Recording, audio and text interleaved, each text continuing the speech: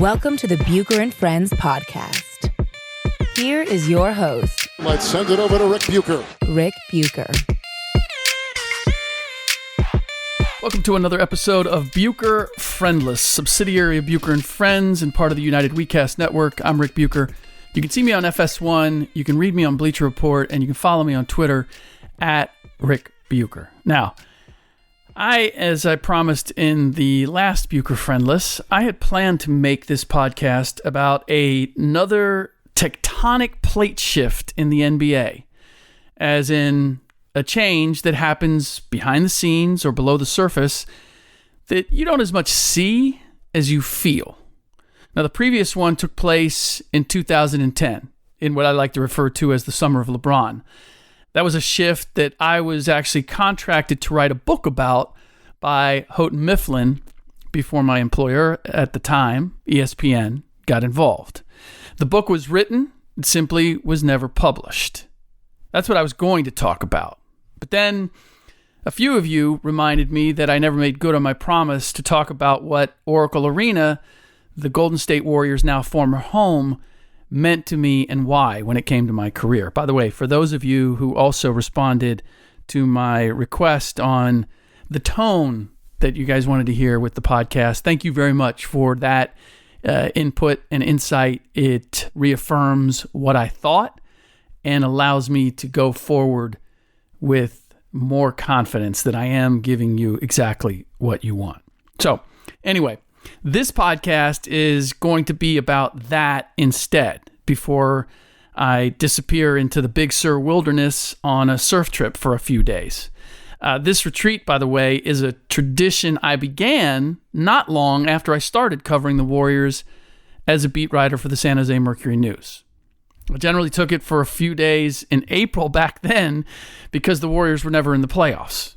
And the earliest the paper asked me to cover the playoffs on a national perspective was maybe a spot game or two in the second round, and then the Western Conference Finals, and then the NBA Finals. So once the Warriors' exit interviews were over, there was generally a window of 2 or 3 days where you could reasonably be sure nothing would happen that was newsworthy. And unlike beat writers today who seemingly have to churn out content on multiple platforms on a daily basis, seemingly on an hourly basis sometimes, it wasn't like that. Not when I started. So still, though, this was at the advent, it gives you an idea of how long ago we're talking. This was at the advent of internet, cell phones, all of that. And so it generally took me about 24 hours. Maybe, I don't know if it's more or less than it is today. It's the thought that I've just occurred to me. Because it was a new element where you could be plugged in all the time, it was sort of a shock to the system. And it's actually something that we all were enthralled with because you could be constantly connected. You had new and different forms of communication. It was supposed to make things easier and simpler and life better. And I don't know that it's accomplished that. The most shocking thing was going to a streamlined system and finding that our deadlines were earlier than ever. None of us, I don't know that we've ever been able to figure out exactly how or why that was. In any event, the internet was still a relatively brand new thing outside of the academic world. And I want to say I was rocking a Motorola flip phone at the time and soon to graduate to a BlackBerry, which I still miss to this day. Typing on a BlackBerry is Mark Stein, my colleague from the New York Times, who I believe still has one, still uses one. There's just no comparison typing on a screen versus an actual keyboard. Anyway, Mark Cuban's another one, I think, who still has a BlackBerry in the arsenal. Anyway, once I stopped having the itch to find a payphone and check my messages, and yes, payphones were still a thing in certain remote locales. I think I used the payphone to call to get the messages on my cell phone because my cell phone wouldn't work. That makes sense. And I made the mistake one time of deciding to call and get my messages the night before I was leaving, and it broke all of the calm and serenity that I'd been able to develop, because suddenly I had all these messages and it was all stuff that I needed to take care of when I got back, and that last night was miserable. So I learned my lesson. I don't know that I've ever done that again. I make a point of, I'm going to go down, I'm going to cut myself off, and I'll deal with everything when I get back. Try to do a better job of putting out all the fires before I leave, but nonetheless, the purpose doesn't really work unless I just completely shut myself off. And as I say that, I'm going to violate that rule on this particular trip, because I have to make a work call on Monday and find a spot where I can get reception to make that call. So anyway, there you go.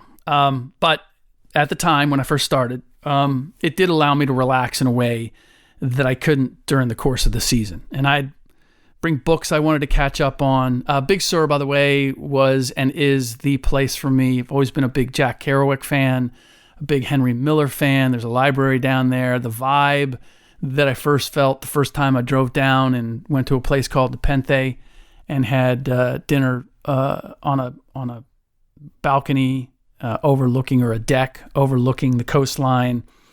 I don't know what it is, but something spoke to me, and that's always been the place where I go to disappear.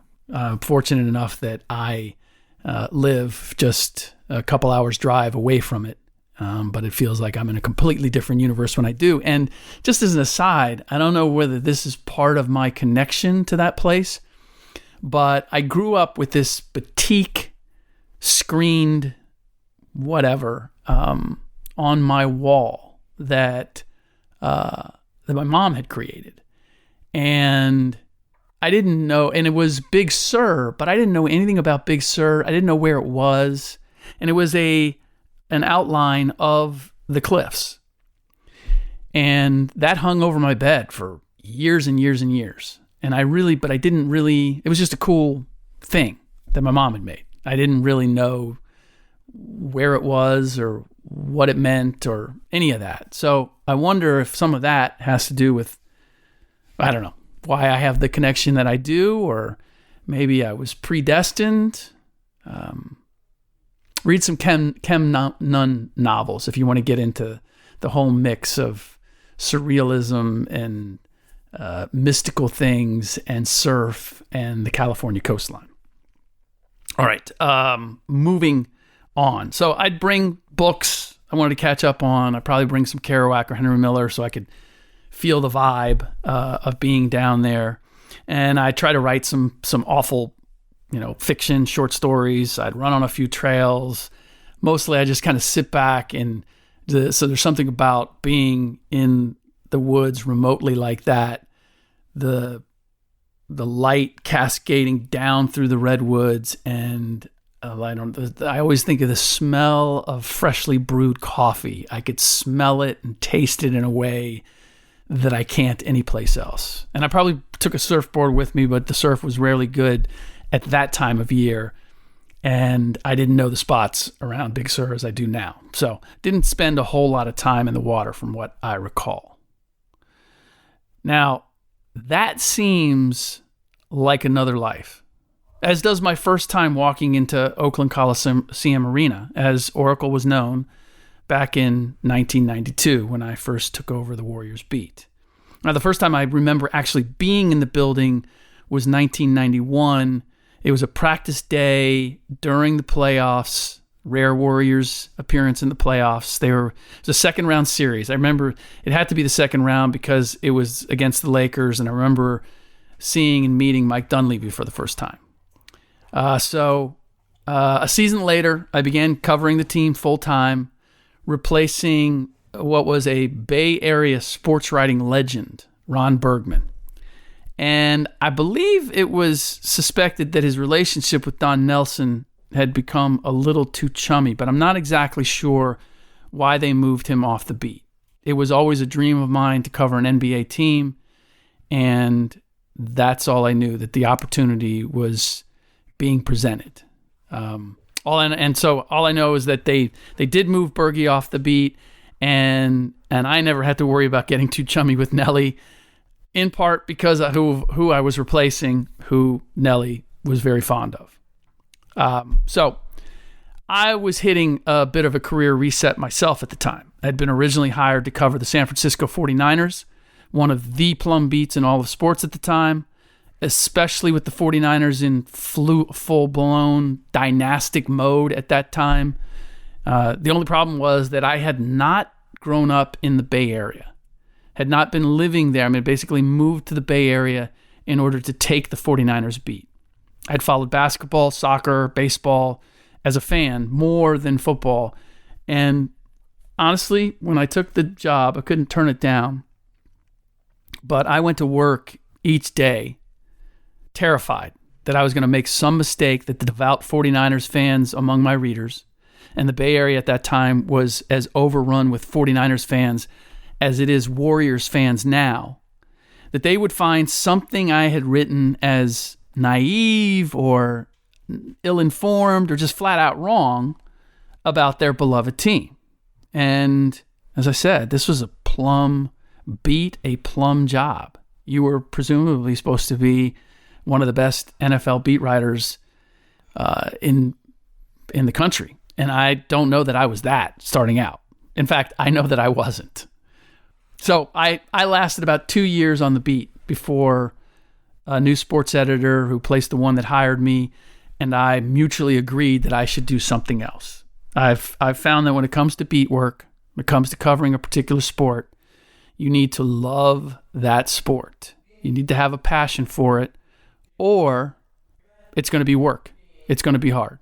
The constant 24/7 way that you have to approach the job to be good at it is going to be a struggle. And so it was. Now, I was also having a hard time letting go of the partying lifestyle I'd adopted in college. So I needed to hit the reset button in more ways than one. I moved over to college sports for a year, got my act together overall, and then jumped at the chance to move back to a pro sports beat by covering the Warriors. My first move when I was given the beat was to ask Nelly if we could meet so I could introduce myself, which led to my first official visit as a Warriors beat writer to the arena. This was before the arena's interior was completely remodeled about 3 years later. At the time, the coach's office was a room you had to pass on your way to the players' locker room. I walked in that day to find Nelly with his 3 assistants, Greg Popovich, Paul Pressey, and his son, Donnie Nelson, all waiting for me. I told them who I was, where I came from. I remember all of them sitting on one side of the room, and they were all in their chairs, and I walk in, and I felt like it was a job interview, or I felt like I was walking into the lion's den, to be honest with you. So, but I walked in, told them who I was, where I came from, all part of my reset overall, and tried to strike a deal about our working relationship. I promised never to have a hidden agenda or be unclear about what I was trying to write about. In exchange, I hoped that Nelly and the staff would never purposely mislead me about something going on with the team. I know you might not be able to answer every question I have, I said. I just ask that you not purposely steer me in the wrong direction. So, as I mentioned, Nelly was leaning back in his desk chair, he was a big guy, had a lot of weight issues, and he was sort of a human avalanche from the sweep of the hair that hung over his eyes. I mean, he was a big guy, he was an older guy, but he still had this boyish nature about him, and the hair kind of sweeping in front of his eyes was part of that. So from the hair, there was like a school kid, down to the running shoes he'd wear with a hole cut out on the side of his big toe to accommodate a bunion. He looked down and he said, "Well," I remember his chin was almost resting on his chest. "I'm going to lie to you if I have to." "Okay then," I said. I'm sure I laughed about his extreme honesty as I walked out to my car. Not at the time. I might have smiled, but I mean, he basically given me his ground rules. By the way, so the car I was walking out to at that time was a white Ford Escort with San Jose Mercury News written in big blue and green font, wrapping the middle of the car frame. Legible, quite possibly from outer space. It was not a good-looking car. It was an Escort, first of all. No offense, Ford, but it was an Escort, white, and then big green and blue masthead taking up. I remember the side doors were just covered by it. This is how much of a dummy I am, by the way. I would say I'm a bit of an aggressive driver, although I'd also like to think I've mellowed quite a bit. But at that time, I was a young man in his 20s with places to go. And I lived in the South Bay at the time. Shortly after taking the beat, I moved up to the city, took advantage of living in the city. Some of the greatest times living in San Francisco. Still love it to this day. Still may move back there at some point. In any event, I lived in the South Bay at the time, still in the apartment I had rented to be near the 49ers Santa Clara practice facilities because while they played at Candlestick, their practices were down in Santa Clara. And so that's where I got my apartment when I moved to the Bay Area. The Warriors did not have a set practice facility. This can date me a little bit, but this gives you a sense of how much has changed. They either practiced at the arena or at a little bandbox of a gym belonging to a community college in Alameda. Now think about that in context with the facilities we see now for NBA teams. An NBA team today is regarded as behind the times or seriously inconvenienced if they don't have a practice facility attached to or literally inside their arena. And certainly they're going to have their own dedicated practice facility. And of course, when we say practice facility, it has to be more than just a practice court. We're talking expansive weight room, cryotherapy chamber, therapy pool, player lounge, kitchen, cafeteria, you name it. And I was thinking about it. Run TMC, Chris Mullin, Tim Hardaway, Mitch Richmond. Run TMC had none of that. Chris Webber and Billy Owens and Latrell Sprewell, they didn't either, at least not at the beginning of their careers. And for some reason, the Chicago Bulls capture this evolution in the NBA best for me. I think about, maybe it's because all the years covering them in the finals, but I think about the migration they made from a practice facility, the Berto Center, which was out in Deerfield, aka middle of nowhere, while playing games in Old Chicago Stadium. Then they built and moved into the United Center to play their games, but they're still training and practicing out at the Berto Center.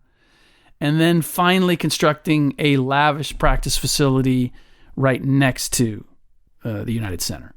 In most NBA cities, you could, back then, back in the 90s, you couldn't cover practice and a game without renting a car. And obviously this was pre-Uber as well. But just to get around, I mean, there's a lot of places you'd go where if you had to get a taxi, you might be waiting 45 minutes for that taxi to show up. If you could get it to show up in one of these remote places.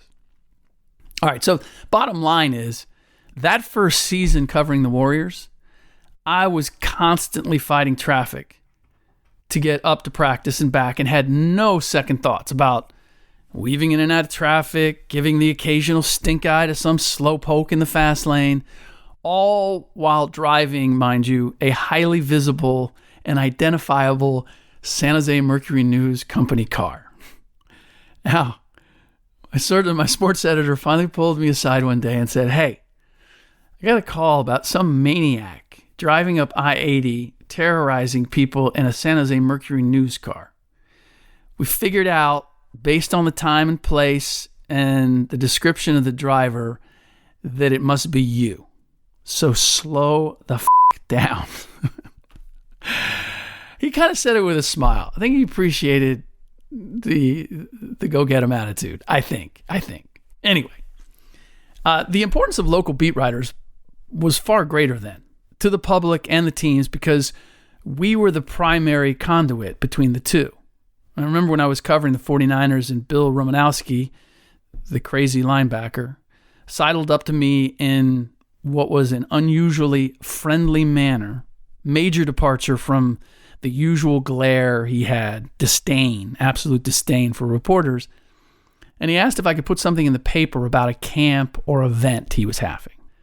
That's a time where if you wanted to advertise something, if you wanted something out to the public, the newspaper was the way to get it. It was pre-Craigslist, pre a lot of things that stole the newspaper's thunder. I would say Craigslist was probably the biggest undermining event of all things. Now, this was also a time when the Mercury News, in particular, was a stickler for not providing free advertising to companies that bought the naming rights to stadiums and arenas or pretty much anything else. When it became Monster Park or whatever, I'm trying to think that the various names that Candlestick Park, it was always Candlestick Park in the San Jose Mercury News. So, as an aside, I can tell you there were a lot of rules back then to protect the paper's integrity, or at least to give I thought at times, the impression that the paper's integrity was being protected. I, to this day, feel that you either trust the integrity, you either hire and trust the integrity of the people that are reporting and understand the way they operate, or somehow, some way, if they want to try to get around it, if they want to violate rules, they will. But some of those rules, aside from not using the companies that were sponsoring teams and stadiums, there was a $25 limit on gifts either to or from someone who might, not was, but just might be a past, present, or future subject of a story. Participating or collaborating on any sort of event or project with an athlete or a coach or almost anybody associated with the team was prohibited. And of course, sourcing had an entirely different approach. Your editors had to know who your sources were. Your sources had to clearly be two different lines of communication or information. And agents were like, you could not use an agent. Agent was not considered trustworthy whatsoever. It had to be somebody directly related, and relatives had to be somebody connected directly to the team. Now, the teams were far more forthcoming and willing to negotiate or work with you because they knew how much you knew, and they knew the power that you had in communicating how they were doing their job and what they were doing. So the rules were also enforceable back then because writers and editors were in the same locale. And the editors were often former beat writers who still had a few contacts in the sports world and could and would check up on how a reporter was conducting him or herself if the editor had any suspicions. So for all of you who decried mainstream media and celebrated the advent of new media and blogs and basically taking the job of reporting and covering events, people, places, things, just understand that turning it into the wild, wild west eliminated many, if not all, of the safeguards in terms of the credibility, the integrity of the information that you're receiving. Now it's incumbent upon you that you understand that you have to vet your own information. You have to do your own double checking, and that's infinitely harder for you to do than it would be for the editors who were deeply connected to the material that I was covering or anybody else was covering. So it's changed the onus, and I get the sense that most people don't really want to go to that trouble. They're going to read and believe what they want to believe. My experience covering this free agency convinces me more of that more than ever. The number of people who came after me because I was saying that Kevin Durant was going to leave the Warriors fans that I, for the most part, and just vicious calling me a clown because I was reporting something that they did not want to believe was going to happen. That's where we are.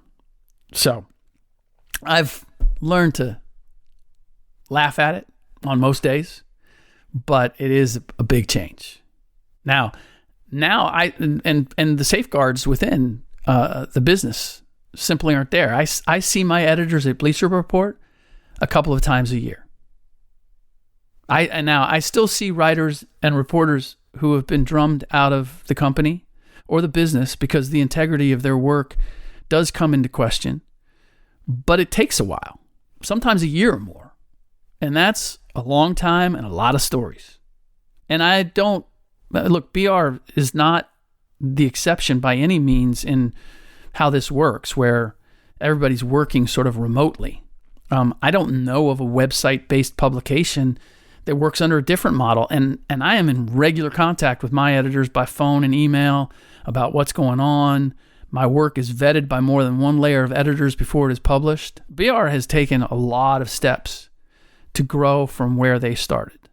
I would venture to guess BR's process is actually more exacting than most sports websites these days, and it's certainly more exacting than it was when BR started.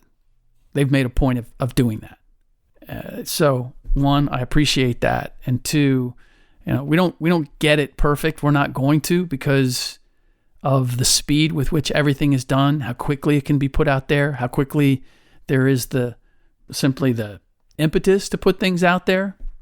But nonetheless, BR's doing as good a job as any outfit that I know at this point.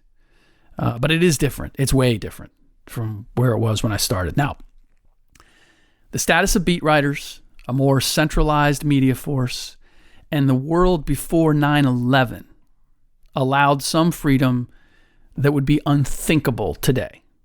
When I first started covering the league, there were still a handful of coaches who let beat writers come in on a regular basis and watch all the practice, and Nelly was one of them. I know now it was invaluable in getting a true read on why some guys played, some guys didn't, what the coach was trying to implement. Now, the understanding was we weren't going to make a big deal out of something that was part of the natural ebb and flow of a team season. Two guys get into a shoving match, coach gets on a guy for not playing hard enough, or if it appeared there was a lineup change, we might ask about it, but you didn't just run with it. You found out what the coach had to say about it. You were looking for clearance on a certain level. You were given access. You were giving special access, and then you repaid that by being respectful about what it was that you reported. Because again, at that time, you put it in the newspaper, that was living in the news cycle for a good 24 hours. Now, something lives half an hour, maybe it lives for a day or two, depending, but things get washed over pretty quickly. We become numb to some of this stuff. That wasn't the case then. So you had to be far more judicious and careful with what you were putting out there. Now, today, so, if people were in practice and there was a shoving match or whatever, that stuff would be out before practice was over, probably with photos and video. And in one respect, it does pull back the curtain for the public to consume everything and anything, but it also has inspired teams to operate and do more behind a curtain that no one gets to see. And I don't think it's a trade-off in the big picture that benefits any of us, me doing the job or you as the consumer. The more I know and understand as a reporter or writer, the better I'm going to be able to paint a true picture of what is going on.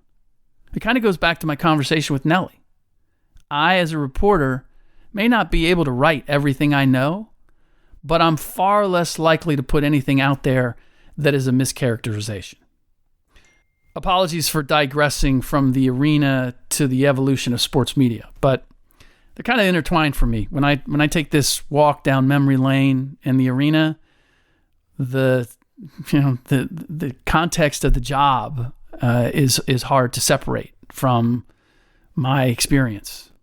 Example, back when I started, the beat writer's exalted status meant we had a seat on the floor at the scorer's table for every game. And again, we could hear and see plenty that the cameras didn't capture. We saw and heard, in part because we were so familiar with the team. We knew where to look. We knew what to look for. We were more informed than the public. I feel as if that's not always the case now.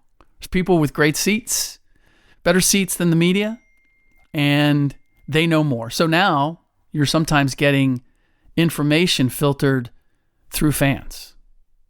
Again, not being vetted, not knowing what the motives of particular people seated certain place are. It's messier. But at that time, we can hear and see as much or more than anybody else. Not all of which we wrote. The rules of engagement were handed down from veteran writers and reporters to the next wave. That's how I kind of remember it. And it wasn't in any direct sit you down and this is how you do it. It was more by anecdotes and fables. There's an old story about baseball writers in Babe Ruth's day sitting in the bar car of a train. Tells you how long ago this was. Trains being the main mode of transportation back then, and media and teams alike traveled on the same trains. I actually had that experience very start of my career covering soccer and indoor soccer. Team would fly commercial and I'd often be on the exact same planes that they were. Again, sort of access and insight that enriched the way that I covered the team and the sport. I digress once again. Anyway, so there's this story. Baseball writers, they're on the train, they're in the bar car. Of course they are. They're sports writers. And they were going to wherever the Yankees were going to play next. And all of a sudden, the bar car door bursts open and a butt-naked Babe Ruth comes sprinting through it. Followed seconds later by a beautiful woman, also sprinting, also butt-naked, except for a bedsheet wrapped around her. And she's brandishing a knife. And the table of reporters exchange glances. And then one of them finally says, "It's a good thing we didn't see what we just saw, or we'd have to write about it." That's a story I remember being told to me by some, I don't know who it was. Might have been Bergie for all I know. But you got the message and you understood. So we weren't quite like that, but life around Nelly was closer to that realm than it was today, for sure. And truth be told, I undoubtedly violated that understanding more than anyone ever had before. Why and how I'll get into in a bit, but it goes back to my first meeting with him. As I saw it, we could have an understanding if I could trust him. And Nelly flat out told me I couldn't. So I appreciated his stark honesty, but it put me in the position of not taking him at his word. And to this day, there are Warriors fans who think I'm a bad guy for that reason. I'm just telling you why we had the relationship that we had. And I could say that that was, without question, the most troubled relationship that I've ever had with anybody in the league. So there you have it. I mean, look, how could I take him at his word? He told me basically, I'll lie to you. Now, all of that put me in direct odds with all the other beat writers who had been covering the team almost as long as Bergie had. The routine, by the way, went like this. We covered the game, sitting courtside. We went in the locker room to interview Nelly in his office, and then we went in the players' locker room, interviewed them, and then we'd return to our courtside seats. We'd write, and we'd file our stories. Now, I don't know how it first started, but someone got the idea of seeing if we're sitting out there. There's this beautiful court. There's probably a rack of basketballs somewhere nearby, or we've seen them carted off. Anyway, I don't know how it first started, but somebody got the idea, hey, I wonder if we could play pickup on the court when we're done. My guess is it was facilitated by John Marvel, who was an editor of one of the papers at the time, and a Charles Oakley type pickup player. And he was married to Julie Marvel, the Warriors media relations director. Anyway, wasn't long before we had full court runs going after nearly every home game. Visiting writers who were hoopers would be alerted, and they knew to bring a bag of gear with them to the game. And some enterprising young fans who caught wind through the pickup grapevine started coming to games and hiding somewhere in the arena until the game started up, and then they'd filter down and join in. And as I noted, this was pre-9/11, so there was precious little security. The arena manager, who just passed away recently, was the only guy that we had to negotiate around. And I think we were playing, and he put his foot down, and then we signed waivers. I mean, we started playing these pickup games without injury waivers, without anything. We signed the waivers, and then we were able to play. Probably still violating some sort of rule, but in any event, most nights it was the janitors and the custodial workforce cleaning up the seats and us.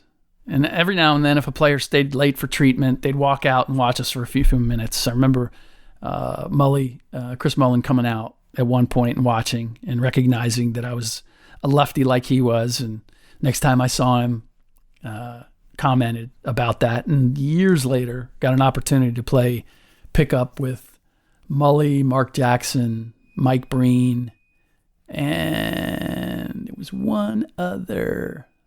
I want to say Steven Stylus Jr., but there's somebody else. In any event, oh, you know what? It might have been Mitch Richmond. Okay, so anyway, the short of it is I never had a greater motivation to file my story as soon as possible. There were times the first game would start and I'd still be writing, and I can remember hammering out those last few paragraphs in a full sweat, running to the media bathroom, changing into basketball gear, sprinting out to get into the next game. And every now and then we'd have to pause, the action when someone's editor would call with a question. But otherwise, the place was ours. And I mean, just think about it. An NBA arena belonging to a bunch of pickup hoops players in the media no less, playing midnight and beyond. It was a good time. All of this made that arena a place that I knew intimately. In some ways more intimately than the players or coaches, because fact is, I was there as much or more than they were. When it was, they shut it down in 2005, we're looking at, do we tear it down and rebuild? Do we move? What do we do? Ultimately, they lifted the top half of the building and they completely remodeled the insides. It was around 1996, if I'm not mistaken. And it lost some of that intimacy for me. But if I remember, we were still having our share of late night games even after the remodel. But was never quite the same. Now, on the nights when the arena wasn't available, by the way, and situations where they were changing out the floor or there was some post-game event, I would drive back to the Mercury News building down south, and there was a court out in the parking lot. I remember this happening on weekends. We'd pull up a couple of cars, we'd put the headlights on, and a group of writers and copy editors and production people would run pickup out in the parking lot once the paper had been put to bed, and we'd go sometimes till 2, 3 a.m. It was a good deal. You could do that, again, California, particularly in the summertime or the fall, and particularly at night and on weekends. It was a good deal. So for a young single guy like myself who loved the game of basketball in all its forms, it was a pretty sweet existence. Now, while 9/11 inspired a whole new set of security measures for places where the public gathered en masse, other events at the arena also had a big effect on a change that happened while I was there. I'll share what those events were in part 2 of my stories about the Warriors' old home. Thank you for listening. Please rate us on iTunes or wherever you get your podcasts. And if you want us to do something for you, screenshot the review and send it to @BucherFriend. As I said, until the next time, as always, thanks for listening.